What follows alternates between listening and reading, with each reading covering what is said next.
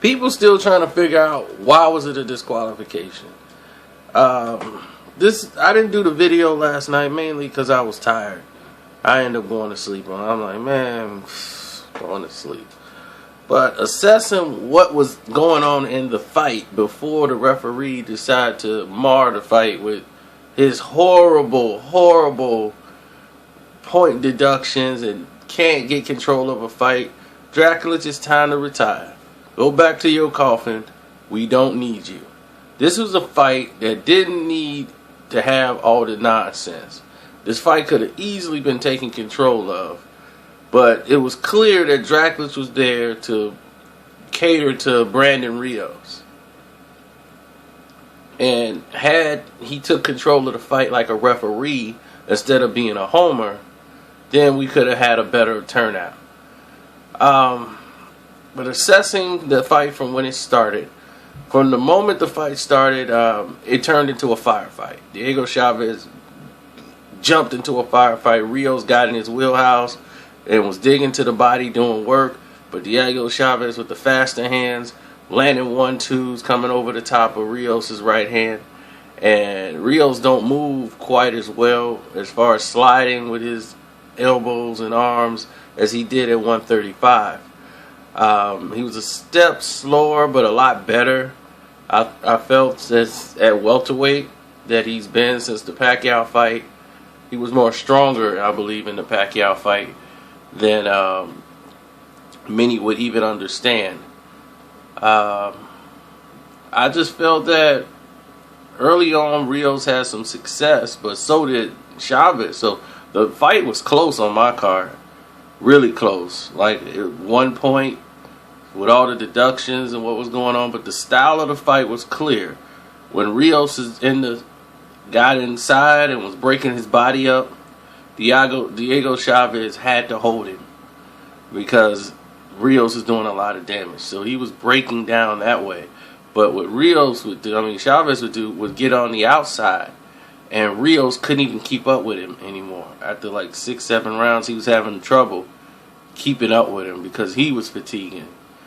And if you can't control Chaves from going to the outside, he's going to beat you on the outside.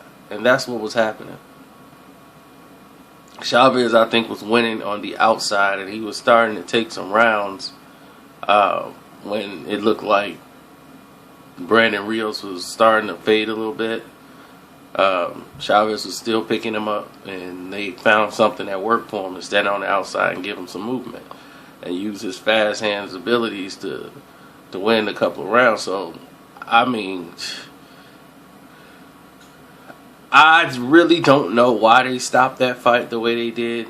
It was totally unnecessary for Dracula to get in there and do what he did, but he did it. So a lot of people say they did it to bail out Brandon Rios. He was going to lose, but you just ruined a good night of boxing. It's just sad that the fight ended that way and the referee showed you how he cannot control a fight. Kovalev, what's there to say? The guy got destroyed, taken out, and we all saw that coming. Then we got Bernard Hopkins coming on the scene, doing what Hopkins does, promote himself as the alien. And now he's fighting Sergey Kovalev, which should be the last stop in Bernard Hopkins' fight career. So we'll see how that turns out and see if that business move of his was worth it. Bernard Hopkins people insist that Stevenson's lawsuit with Main Events is the reason why they couldn't go along with the Stevenson fight when they knew that going into negotiations for the Stevenson fight. And then they said, well, we never had negotiations with them. So I don't know who to believe there. That's just the way it is. And the Jesse Vargas fight, Jesse Vargas clearly got a gift decision. That Russian beat his you-know-what. He lost that fight.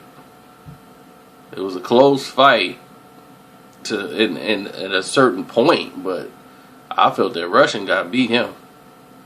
I don't know what y'all think, but Jesse, you took an L.